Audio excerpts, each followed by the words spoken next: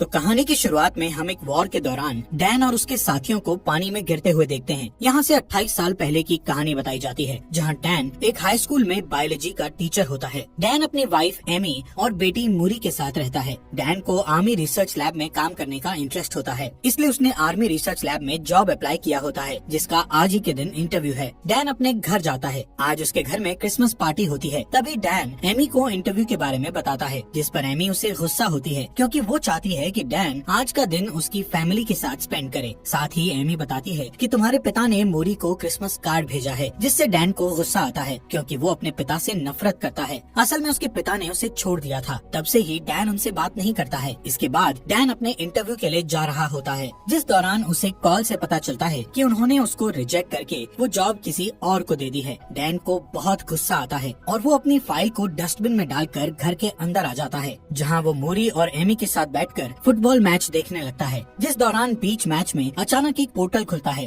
और देखते ही देखते उसके अंदर से बहुत सारे सोल्जर्स बाहर आते हैं। इन सोल्जर्स की लीडर लेफ्टिनेंट हार्ट भी वहाँ आती है, जो सभी लोगों को बताती है कि वो लोग फ्यूचर से आए हैं, जहाँ 2051 में व्हाइट स्पाइक्स नाम के एलियन और इंसानों के बीच जंग छिड़ गई है और वो इस जंग में हार रहे हैं। अगर ऐसा ही चलता रहा तो अगले 11 महीने में पूरी धरती से इंसानों का खात्मा हो जाएगा। हार्ट सभी को हेल्प करने का कहती है, ताकि वो इस जंग में जीत सकें। इस इंसिडेंट के बाद सभी देश उनकी हेल्प के लिए आम लोगों को सेना में भर्ती करके उन्हें फ्यूचर में भेजते हैं, पर फिर भी फ्यूचर वाली दुनिया में इंसानों की आबादी 5 लाख से कम बचती है। साथ ही फ्यूचर में भेजे 50% लोगों के जान गंवाने से अब लोग फ्यूचर में जाने के लिए सवाल उठाने लगते हैं, जिसके चलते सभी फ्यूचर में जाने के लिए विरोध करने लगते हैं। असल में सभी को सिर्फ 7 दिन के लिए भेजा जाता है। अगर वो 7 दिनों तक वहाँ जिंदा रहे तो वापस पास्ट में आ जाते हैं। इधर मूरी भी इस बात से परेशान होकर रोने लगती है और अपनी माँ को कहती है कि वो कभी भी फ्यूचर में ना जाए। तभी डैन वहाँ आता है और मूरी से बात करके उसे शांत करता है। अगले दिन जब डैन क्लास में होता है, तब उसके फोन में एक अलर्ट मैसेज आता है। असल में डैन को जल्द से जल्द आर्मी रिसर्च सेंटर में आने का कहा जाता है। डैन जल्दी से वहाँ जाता है, क्योंकि उसे लग रहा था कि उसे अब जॉब मिल जाएगी, लेकिन यहाँ आने पर सोल्जर उसके हाथ को एक मशीन में डालते हैं। तब डैन को पता चलता है कि वो लोग उसे फ्यूचर में लड़ने के लिए भेजने वाले हैं। वो डैन को ये भी बताते हैं कि उसकी 7 साल में डेथ हो जाएगी। डैन उनसे कुछ पूछ पाता, तभी उसके हाथ में एक डिवाइस लगा दिया जाता है, ताकि वो लोग डैन को ट्रैक कर सकें, और उसे बताया जाता है कि अगर उसने इस डिवाइस के साथ छेड़छाड़ की तो उसे जेल भी हो सकती है। अब डैन को 24 घंटे के अंदर अपने पर्सनल काम निपटाने को कहा जाता है, क्योंकि उसके बाद उसे जंग के लिए ट्रेन किया जाएगा। ये सब डैन की मर्जी के बिना हुआ था, पर अब वो कुछ नहीं कर सकता था। तभी हम एमी को देखते हैं, जो कि एक थेरेपिस्ट है और फ्यूचर से वापस आए लोगों की काउंसलिंग करती है। इसके बाद वहाँ डैन आता है और एमी को बताता है कि उसे 2051 में भेज रहे हैं। एमी जानती थी कि वहाँ से वापस आना मुश्किल है, इसलिए वो डैन को वहाँ जाने से मना करती है, जिस पर डैन बताता है कि उन्होंने मेरे हाथ पर ट्रैकर लगा दिया है, इसलिए अब चाहकर भी वो कुछ नहीं कर सकता। जिस पर एमी डैन को उसके पिता की हेल्प लेने को कहती है, क्योंकि सिर्फ उसके पिता ही उस डिवाइस को बाहर निकाल सकते हैं। इसके बाद वो अपने पिता के पास जाता है, जहाँ उसके पिता डिवाइस को निकालने के लिए तैयार हो जाते हैं, पर पुरानी बातों को याद करते हुए दोनों के बीच बहस होने लगती है। इसलिए डैन गुस्से में उस डिवाइस को निकलवाए बिना ही वहाँ से चला जाता है और एमी को बताता है कि उसे जंग लड़ने जाना ही पड़ेगा। ये जानकर एमी बहुत रोती है, पर डैन उससे प्रॉमिस करता है कि वो 7 दिन में वापस आ जाएगा। जिसके बाद वो मूरी को अलविदा कहता है और वहाँ से रिसर्च सेंटर चला जाता है। यहाँ डैन के साथ कई लोग फ्यूचर में जाने वाले थे। यहाँ सभी को आर्मी ड्रेस दी जाती है और सबको अलग अलग टीम में बांट दिया जाता है, जिसमें डैन की टीम का नाम आर फोर्स होता है, जो कि एक रिसर्च टीम है। यहाँ एक लड़की सवाल करती है कि वो टाइम मशीन से पीछे जाकर वॉर शुरू होने से पहले ही दुश्मनों को क्यों नहीं मार सकते, जिस पर वहाँ बैठा एक ऑफिसर उसे बताता है कि उनकी टाइम मशीन सिर्फ 30 साल का टाइम ट्रेवल कर सकती है, जिसमें वो सिर्फ 2051 में जाकर वहाँ से वापस 2022 में आ सकते हैं। इसके अलावा उन्हें ये भी बताया जाता है कि उनके जो दुश्मन हैं वो कोई इंसान नहीं है, बल्कि एलियंस हैं। रात होने पर डैन अपने दोस्त चार्ली से बात करता है, जिस दौरान इमरजेंसी अलार्म बजने लगता है। तभी लेफ्टिनेंट हार्ट सबको अभी के अभी फ्यूचर में जाने को कहती है।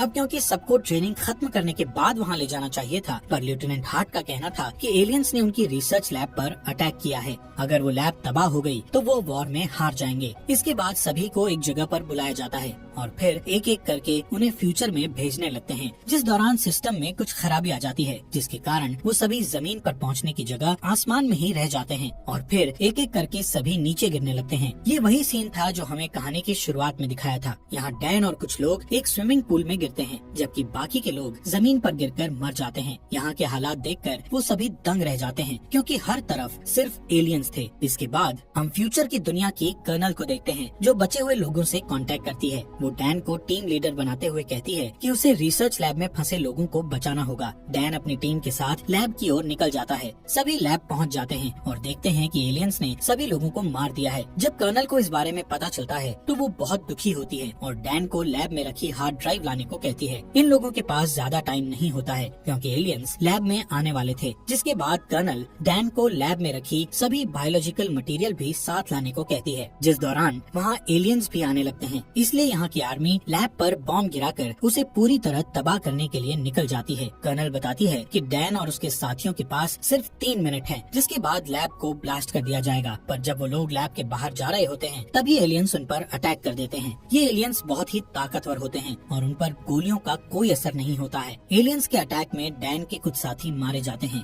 अब जैसे ही बचे हुए लोग लैब से बाहर आते हैं, तब वहाँ बहुत सारे एलियंस आने लगते हैं और उन लोगों का पीछा करने लगते हैं। इसी बीच वहाँ आर्मी आ जाती है, पर एलियंस उन्हें जान से मार डालते हैं। कोई रास्ता ना दिखने पर डैन और बाकी के लोग एलियंस पर शूट करने लगते हैं। थोड़ी ही देर बाद वहाँ बॉम्ब गिराया जाता है, जिससे बहुत ही बड़ा ब्लास्ट हो जाता है, जिससे सभी एलियंस मारे जाते हैं। साथ ही इस ब्लास्ट के कारण डैन के कई साथी भी मारे जाते हैं और कई घायल हो जाते हैं। अब जैसे ही डैन की आंख खुलती है तो वो एक कैंप में होता है। यहाँ पता चलता है कि ब्लास्ट में डैन के अलावा उसका दोस्त चार्ली ही बचा था। जब वो दोनों कैंप के बाहर आते हैं तो उन्हें अपनी टीम का एक आदमी और दिखता है, जिसका नाम डोरियन है। डोरियन फ्यूचर में तीसरी बार आया था, इसलिए डैन उससे पूछता है कि क्या तुम मरने से नहीं डरते हो, जिस पर डोरियन बताता है कि उसे कैंसर है और वो सिर्फ 6 महीने ही जीने वाला है, इसलिए उसे अपने तरीके से बची हुई लाइफ जीनी है और घर पर रहने से अच्छा वो लड़कर मरना चाहता है। इसी दौरान वहाँ 2 सोल्जर आते हैं जो डैन को अपने साथ आने को कहते हैं, जबकि डोरियन और चार्ली को वापस लैब वाली जगह पर जाने को कहा जाता है। डैन डोरियन से चार्ली का ध्यान रखने को कहता है, क्योंकि चार्ली बहुत डरा हुआ था और वहाँ वापस जाना नहीं चाहता था। दूसरी ओर डैन जब कर्नल से मिलता है तो उसे पता चलता है कि वो उसकी बेटी मोरी है।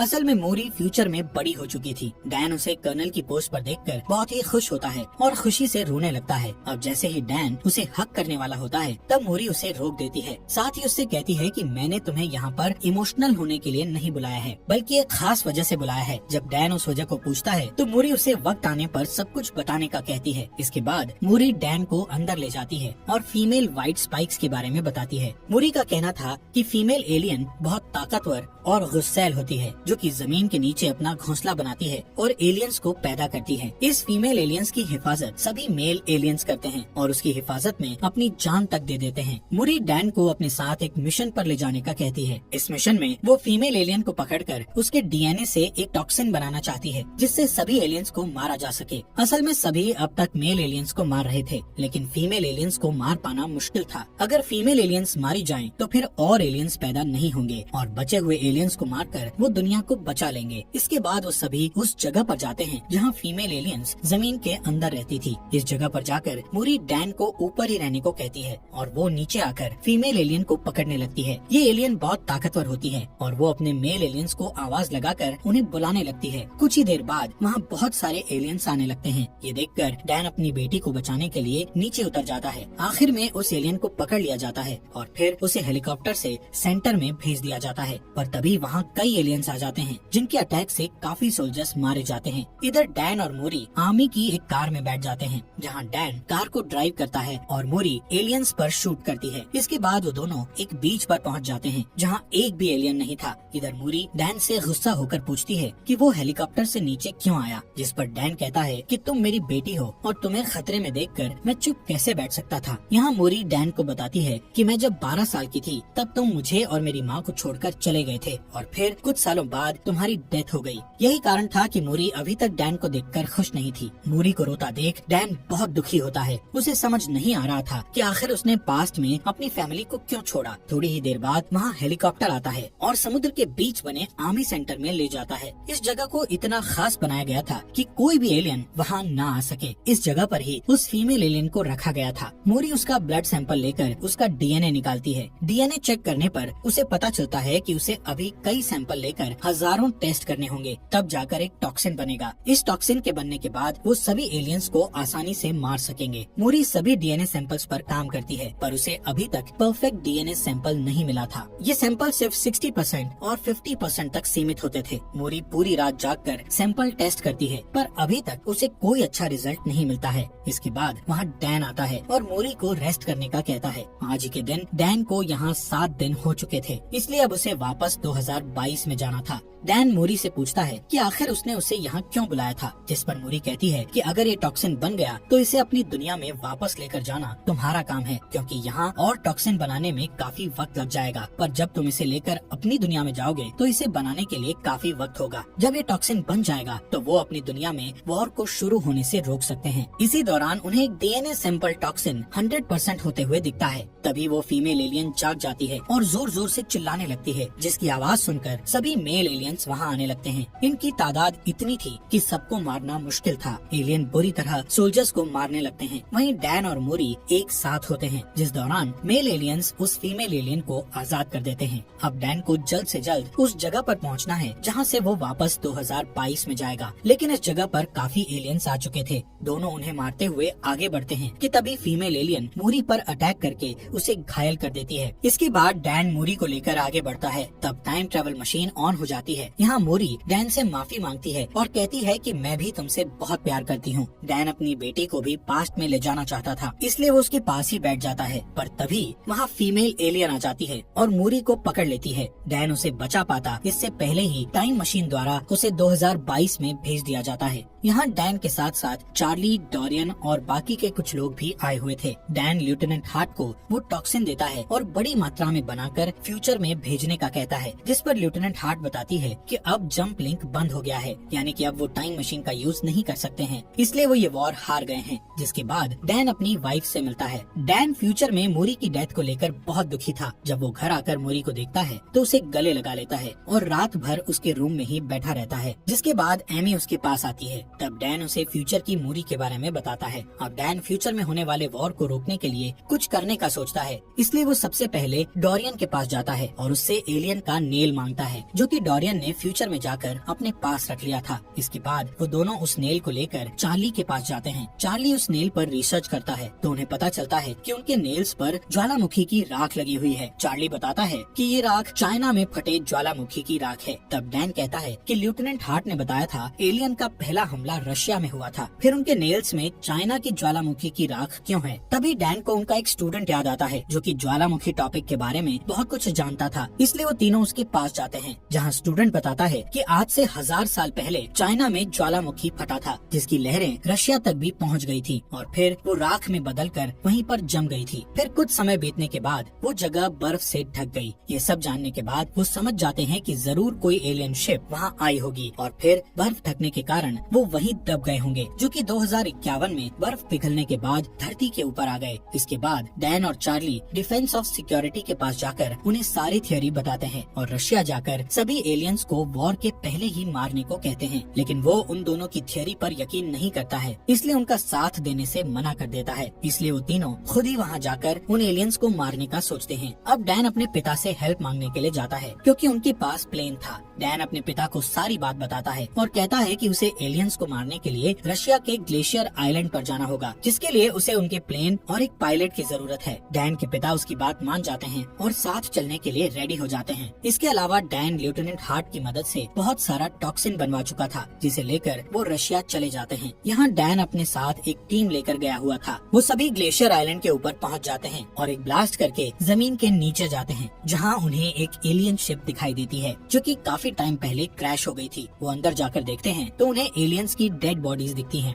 यहाँ उन्हें पता चलता है कि कुछ एलियंस अपने आप को जिंदा रखने के लिए सो रहे हैं, जिसके बाद वो अभी टॉक्सिन से उन एलियंस को मारने लगते हैं, जिस दौरान फीमेल एलियन जाग जाती है और उन सब पर हमला कर देती है। तब डोरियन सबको शिप से बाहर जाने का कहकर शिप को ब्लास्ट करके सब कुछ खत्म करने का कहता है। इसके बाद वो सभी एलियंस एक एक करके बाहर आने लगते हैं, जिन्हें डैन के पिता शूट करके मारते हैं, लेकिन ज्यादा एलियन होने के कारण डोरियन को शिप ब्लास्ट करनी पड़ती है, जिससे डोरियन की भी डेथ हो जाती है। यहाँ सिर्फ चार्ली, डैन और उसके पिता ही बचे थे। डैन के पिता बताते हैं कि एक एलियन यहाँ से भाग गया है। अब दोनों उसे ढूंढते हैं और चालाकी से उस पर शूट करते हैं। ये वही फीमेल एलियन होती है जो कि बहुत ताकतवर है और उसे आसानी से मार पाना बहुत मुश्किल है। तभी वो वहाँ से भागकर छुप जाती है और डैन पर अटैक करती है। ये देख डैन के पिता उस पर अटैक करके डैन को बचाते हैं, पर थोड़ी देर बाद वो डैन के पिता पर अटैक करती है। तब डैन जल्दी से उठकर उस एलियन को जान से मार देता है। इसके बाद डैन अपने घर आ जाता है और उसके साथ उसके पिता भी होते हैं। अब डैन डिसाइड करता है कि वो ऐसी कोई गलती नहीं करेगा जिससे उसका परिवार बिखर जाए, और इसी के साथ ये मूवी यहीं पर खत्म हो जाती है।